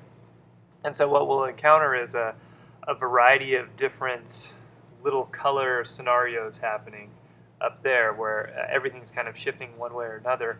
And the painting can sometimes shift with it a little bit, but more often than not, what happens is you paint an area for a while under a little this color influence, and then an area for a while under that color influence, and you end up with some slightly different colors than if you were just working with a photo that's static or under artificial lighting. But the bonus of that is that you typically get more color and more variety inside your painting than would exist naturally.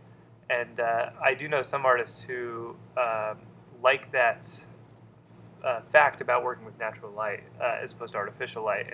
And I know some who have gone to actually the lengths of, when they have to work under artificial light, configuring the lights so that they shift color temperatures a little bit as the session goes on, so that they can try to see different colors and more colors and splice it into their painting that way.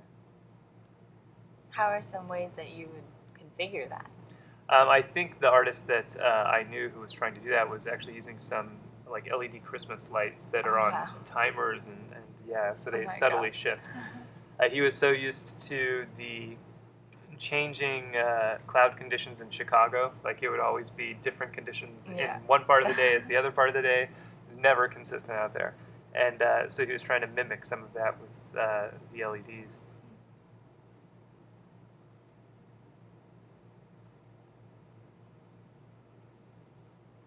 That's some thick paint that got on there.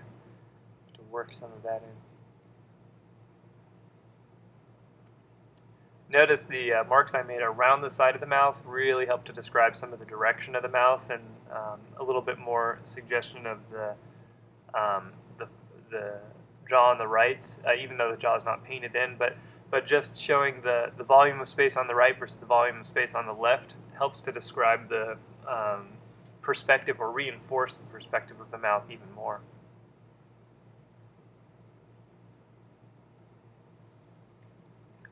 So I laid so much white or light paint up there that the value was really, really high, but it also let me come in with some more pure yellow and cad red light there that I could just work into that area and boost the chroma along with the maintaining a higher value there.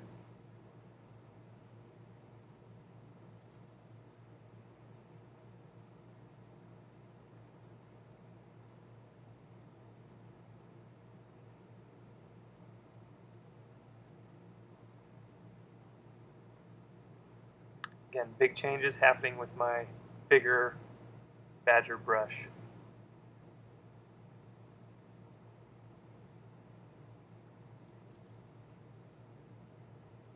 So this way of finishing a painting is similar to how I've done some portraits. It's kind of like almost a Franz Hals way of doing it, where the paint is laid down as much as you can get it, as close as you can get it, and then just softened out. And then on top of it, some bolder marks or strokes are laid to keep it having a loose feel to it, even though it's sort of a carefully studied picture. It's kind of a way to artificially bring the loose alla prima look to a painting that you slowly and deliberately sort of studied. It's to just go really slow, lay down all those pieces to get as much variety and accuracy as you can, then blend it all together to kind of make it smooth, and then go on top of it with some of these bigger strokes to where you have a pretty good guideline of what things should look like because of what you have underneath. And so you can be a little more confident in some of these other statements, and that confidence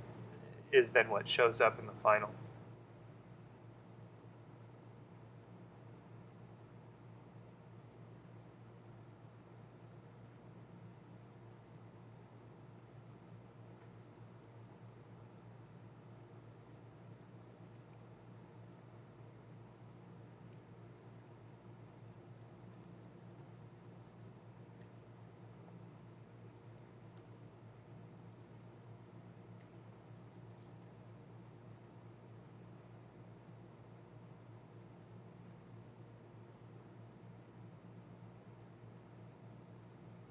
Really gooping all that light colored paint on there.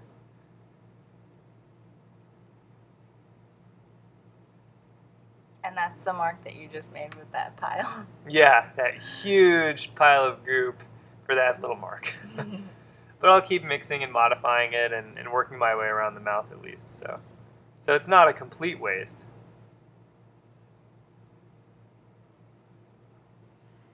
But it is, I think, important to observe that, how much paint is used for this tiny little bit. And especially when you get into highlights, you know, that's really critical. You start with a big pile of really light color and tend to keep it nice and clean so you can really boost the value as much as you need to.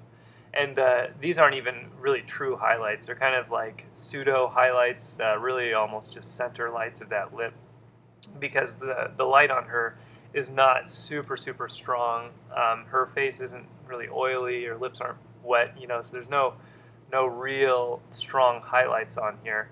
And so the value range is pretty restricted. You know, when we look at this in comparison to the nose last time, which there was a really bright, warm spotlight on the model there, versus something like this, you know, the highlights are played down a lot.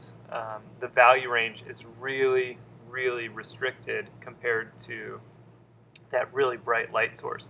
And it's something that we have to really exercise control over. You know, whenever we look in at one area and zero in on one area, we really tend to push that value range too strong. And so this whole painting, I've been really actually quite reserved on my value range, and it's only now that I'm starting to push the upper boundaries of what the lights should be, just so that I can make sure that nothing got too out of hand too early. And you know, when we compare even these quote-unquote highlights that I'm laying down to the white spot of paint to the right, you know, it doesn't nearly come to that value. But this is what we would expect with the north light situation. We're not going to see really strong bright lights. Things are going to be a little more dark and moody kind of overall.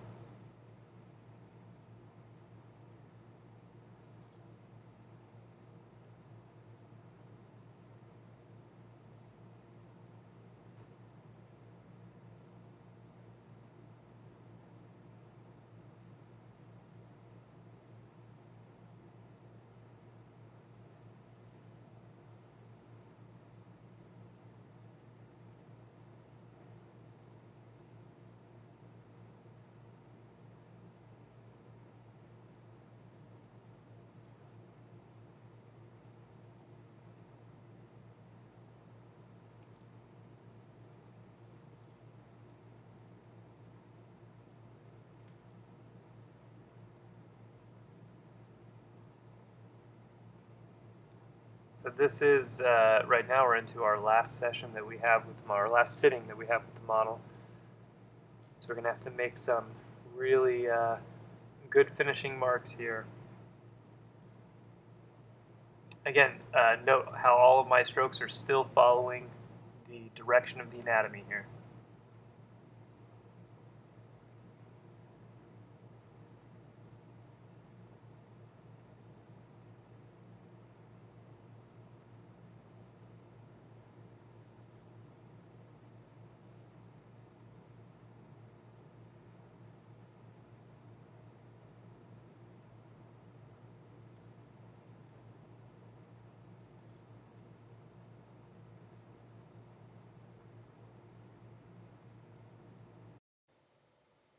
Now that we have less than 10 minutes left, I need to make sure that all of my edges are appropriate. This is something I don't want to neglect without the model being here, or attempt without the model being here. And this is what I would recommend for anyone in their first few years of painting.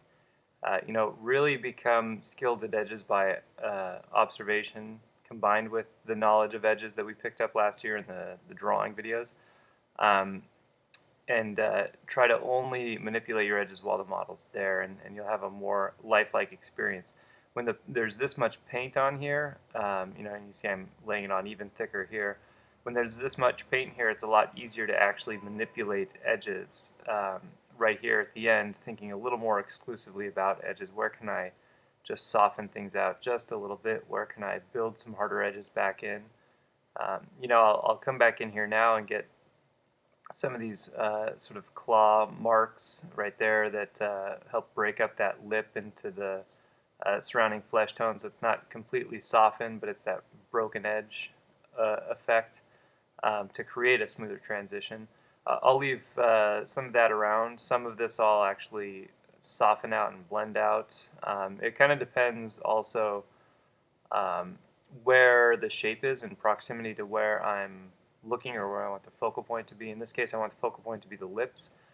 So I'm actually going to try to do a few more broken edges around the lips versus, for example, the area on the right, which is sort of wrapped around kind of behind the lips. So I've softened that out, softened some of these areas around the chin. Here I'm softening some areas out around the mouth. That puts those areas a little more out of focus, puts the lips a little more in focus. So I'm definitely thinking about that at this stage here. That'll certainly allow the painting to have a more finished quality to it. When you blend or smush edges together, kind of like that right there, it really sets things out of focus, puts them in the peripheral, knocks things down. So I don't necessarily want to do that everywhere. If I do that on my actual lips, I'm going to lose the detail I've built up on the lips. But in the surrounding areas, it'd be nice if it's a little bit softer. But again, it's really hard to do that if you haven't used enough paint, or if you've used so much medium that the paint is already set up and dried from earlier in the session.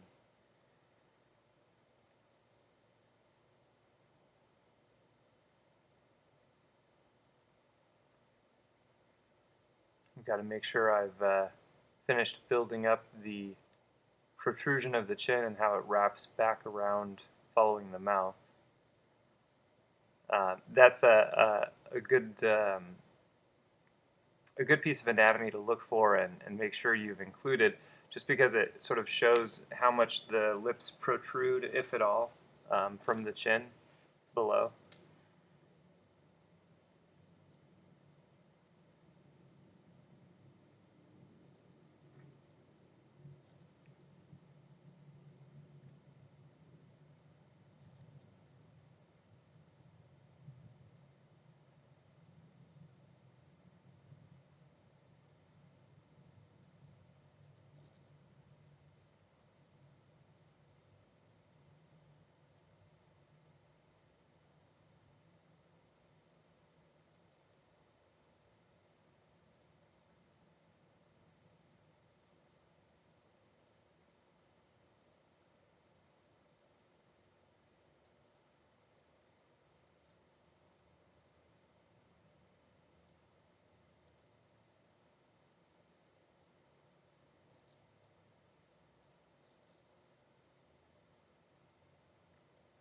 I will want to leave some of these directional marks I have on here.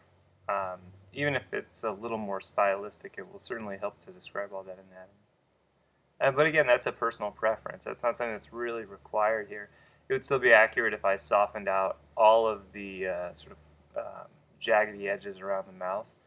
Um, it just won't have as much of the active feel. It won't have as much of the sort of skin pulling around the lips and mouth feel.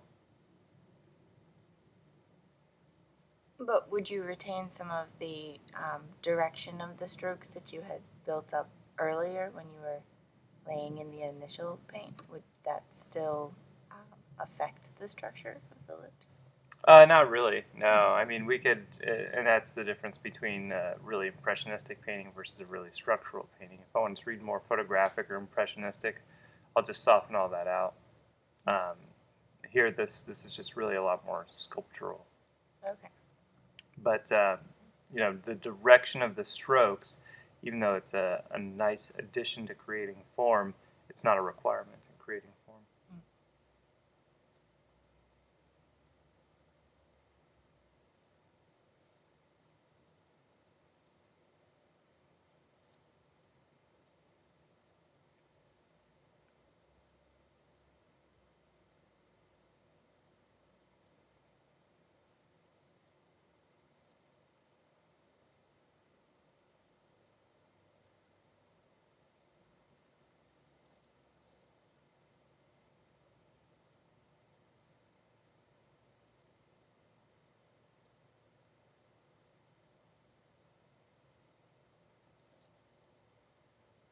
It's tiny little accents getting saved for the end.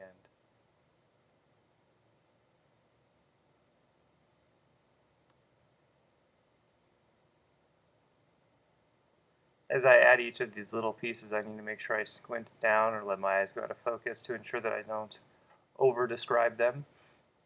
We have a tendency to exaggerate uh, the value or color of small shapes just because we misperceive how they might appear on the model.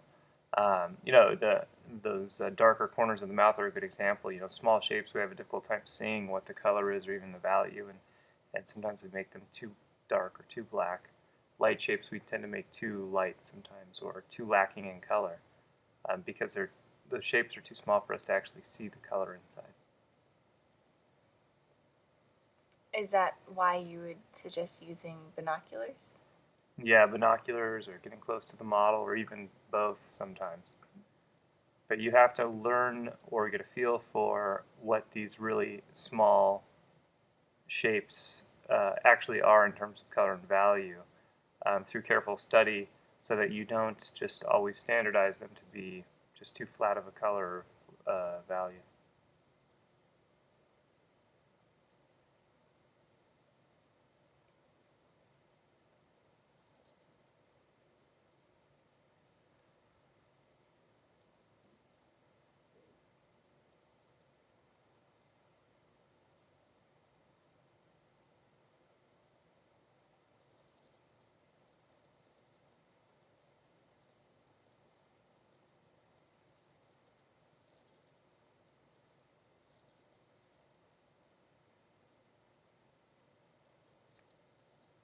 Really careful attention to the pressure going on and off each of these strokes here as I'm adding these little details on. I don't want them to just appear as little chips of paint. I'm really trying to integrate, have some of these things, really attached to the skin and feed back into the skin. And that's just a really sensitive pressure as it's laid on and off. And that's something that you really have to just have some experience painting with. Make sure you've done lots of master copies so you get a feel for this. Because especially this late in the painting with everything so wet, you don't want one of these little accents to damage your painting at this point. So really make sure you have a strong understanding of the control of the brush and manipulation of the paint for all these tiny little accents.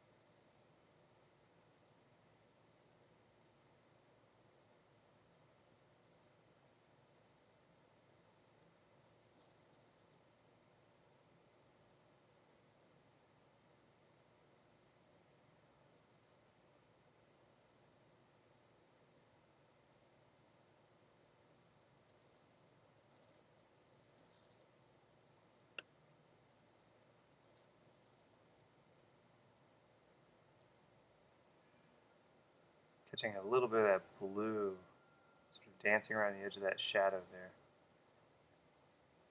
Just have to make sure you don't pick up on those little bits of color and over-exaggerate them. It's just bluish or purplish in relation to the surrounding colors.